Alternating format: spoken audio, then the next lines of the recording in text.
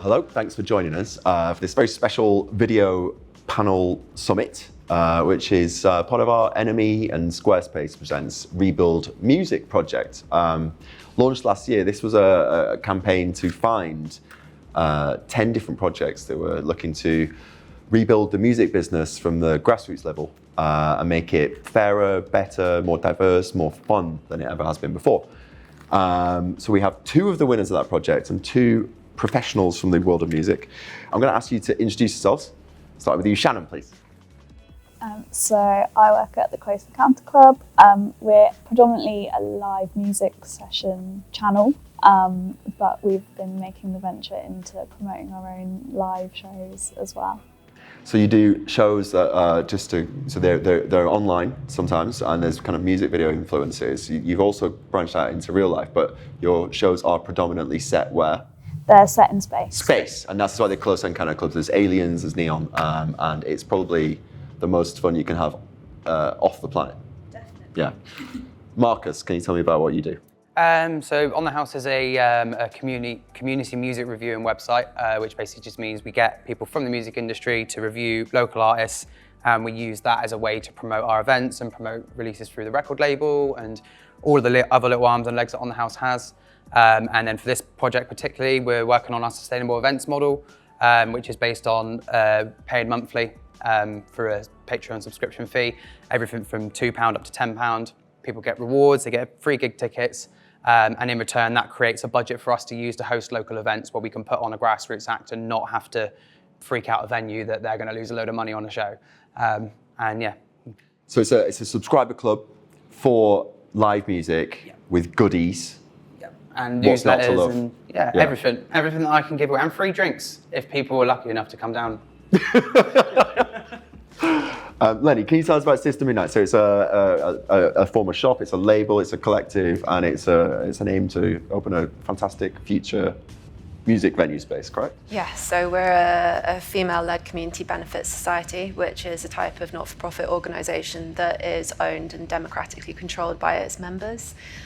We used to have a tiny record shop and venue based in Deptford, but that sadly closed down during the pandemic, and that was kind of the catalyst for us launching this campaign and re-establishing ourselves as a community benefit society and trying to open the first community-owned music venue in Lewisham. Fantastic. Pierre, what can you tell me about Speedy Wunderground, the label that's been, it's been a little creative factory for many contemporary NME cover stars, I would say. Well, it's kind of like a unique kind of concept, I suppose. Dan, who's kind of quite a well-known producer, wanted something which was kind of like an antidote to kind of the normal way of releasing records and kind of remove the red tape. And so he kind of found this way to kind of put in these set of rules where we'd kind of release 7 inches and we'd record the band in one day, mix it one day and release it as quickly as humanly possible.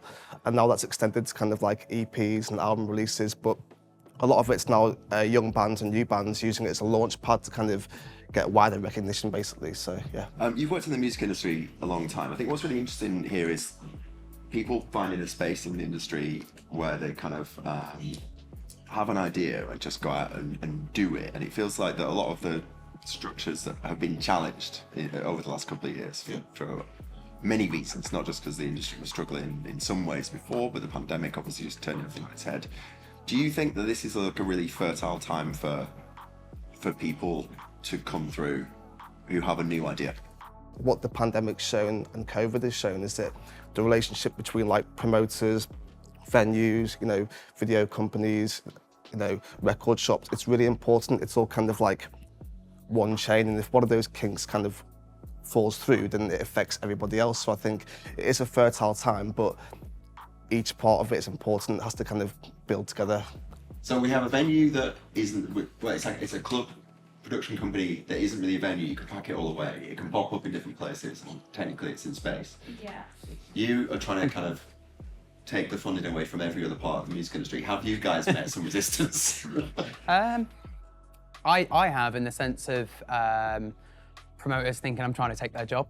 That's what I mean. Yeah, because it's, I mean, I've always made actually, I remember you actually really want to pay bands properly was the main thing, wasn't it? Yeah, and I actually come, I won't name any names, but I come against a bit of resistance from venue owners and stuff who kind of thought I was directly insulting them by saying that they don't pay bands enough. And I was like, well, do you?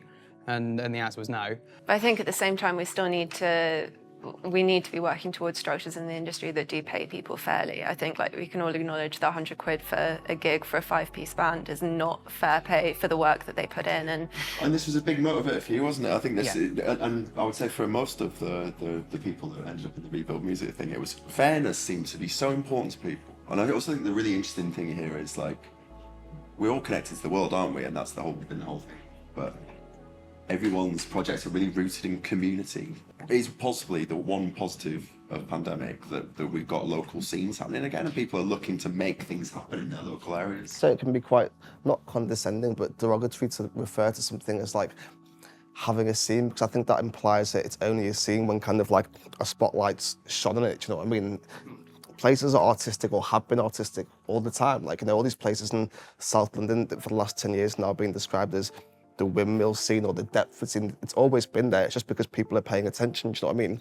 I think the main thing is, especially coming from up north, is fostering a culture where artists and bands are allowed to make mistakes and allowed to grow.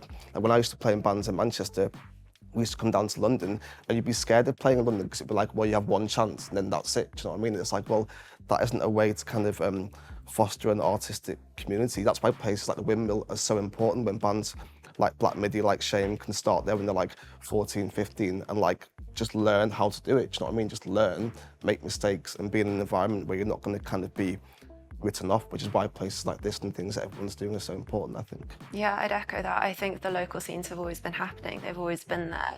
But maybe the pandemic was one of the first times that they got valued in a different way, and that people really understood the importance of the grassroots part of our industry as being the seedbed, really, and where ideas and experimentation happens.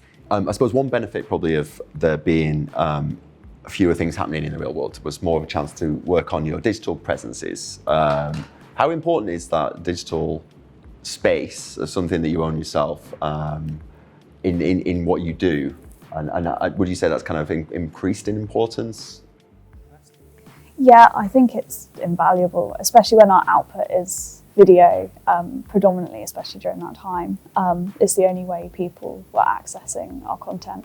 And it's so important. And I think we've kind of used that as a springboard to start selling merch, and like ultimately we want to be selling our own tickets via our own platform online and stuff like that as well. So that's fabulous, isn't it? Because you just touched on them. A lot of this is, where is the money? And the answer is, it kind of, you'll find a way to it eventually. And the thing is, selling merch is just such a simple but great way of bringing in some money there, isn't it? So that enables you to, anyone can visit anytime. How do you find actually directing people to your online space? We're so fragmented. How do you actually attract a pair of eyeballs to your bit of the internet? Has this been difficult? I think it is just, you have to visually stand out. And I think the space theme kind of lends itself to that quite nicely. Yeah, it's just kind of, you only have someone's attention for like a few seconds, if that. So you've just got to make an impact straight away. And whether that be like something like bright colours or like a sound, stuff like that, you've got to just make sure you're capturing that person's attention straight away. How about you, Marcus? What have you found the kind of the evolution of your digital output? I think it's been, the thing with On the House, and the thing that we've always kind of battled with, is just making sure everybody knows everything that we're doing. There's, you know, it's having so many little branches of the business, it's easy for someone to stumble across one part of it, and they couldn't really find out. There wasn't really anywhere to have, you know, all the information collated in one place where they can see exactly what we do and why we do each of the projects we do. So that's why it's quite helpful having the website in that sense. And you've been able to unify a visual aesthetic, I suppose, as well, which, as someone who's been into hardcore and everything, I'm sure is very important to you. Yeah, it's just kind of, yeah, I think the visual kind of side of it as well. Like, I've always been one for branding and things like that. I do like it when you look at a business or someone and you know, all their leaflets are the same color coded and all of their logos are the same, and it's just kind of, it's a sense of professionalism that you get, that you just, some people don't quite have an eye for it, if you know what I mean. I think there's like, you know, there's so much design that goes into marketing. I think, you know, you could put thousands of pounds into marketing a gig, but if it doesn't look like a good gig, then it's not going to sell well. When we started this process, the NME Squarespace ReBuild music project, there was obviously a high chance that people who'd applied wouldn't actually get anywhere really with what they were doing, because there was some really ambitious things in there, and on the whole, everyone's done some really incredible things. We all think that the prize here it's worth it, isn't it? Because it's music at the end of the day. I think that's what it is. It's just passion for that music that makes us do it. But was it quite a linear path for you, or have there been some big setbacks in this period? This constant confusion of opening up and closing down again. I mean, I have definitely. I think the sustainable events could have quite easily have been killed off since the start of this with what all the things we've had thrown at us, not just with the venues closing and things like that, but just, you know, again, it's a monthly payment subscription thing that we're doing. So it's, you know, you've got to make sure that the people that are paying monthly are getting something for that. You were saying you've been feeling terrible guilt if you're not giving people, now you walk around in a state of guilt. I'm just constantly so they're like looking at my phone going, maybe I should just send them a contact, maybe that'll help them out. And it's like, every time I speak to them, everyone's like, you're doing more than enough. But it's just, I think that's just part of it. It's just part of you, like I value the support that they're giving us so much that I don't think I'll ever be able to give them enough back, like from what I would feel is appropriate. I mean, you can see by the sort of the way people talk in the music industry now, I think everyone is aware of the way things have changed, but quite optimistic. I want you to all be optimistic and kind of also put all false modesty aside and tell me where you see your projects and yourselves in maybe 5 years' time. I mean, the Close Second Counter Club could really go anywhere from here, couldn't it? It's a brand.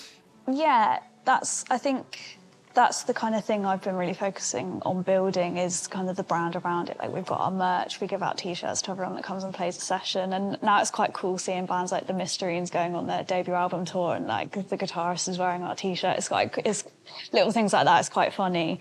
But I think a big thing for me is kind of getting to those like tastemaker festivals. We were really lucky last year. We did South by Southwest online and the Great Escape online, because it kind of just worked so seamlessly as well. Like, and those opportunities allowed us to welcome some bigger acts than what we would usually have through the doors. So kind of snowballing on from that, like, it would be amazing to go out to Texas next year, and the kind of the conversations are there, but with the uncertainty still, it just wasn't quite the right time this year to go and do it. But I guess like going out to more festivals, kind of like, I guess we use a term like crash landing at places. And like, we'd love to do a gig like up in Manchester as well. Like, just going on like a little tour or something like that would be really fun.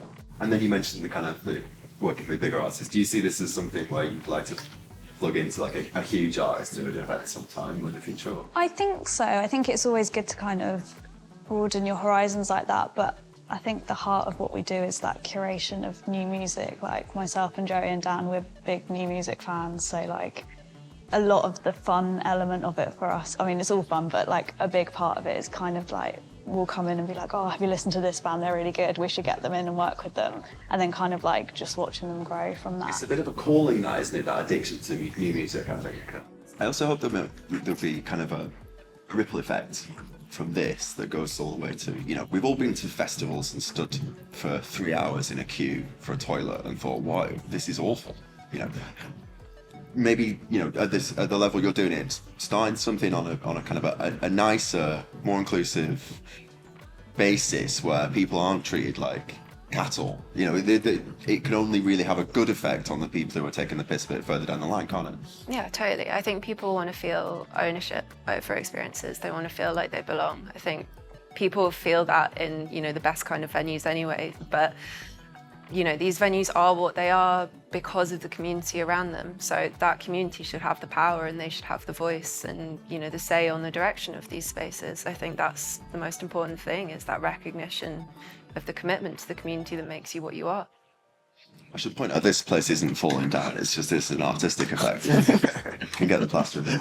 Well, thank you to our fantastic winners of the ReBuild Music Project. Thanks to our professionals from the world of music. I've been your host, Dan Stubbs, and thank you very much for watching. I hope you found that inspiring, and perhaps you'll start your own fabulous project and be here in a couple of years' time yourselves.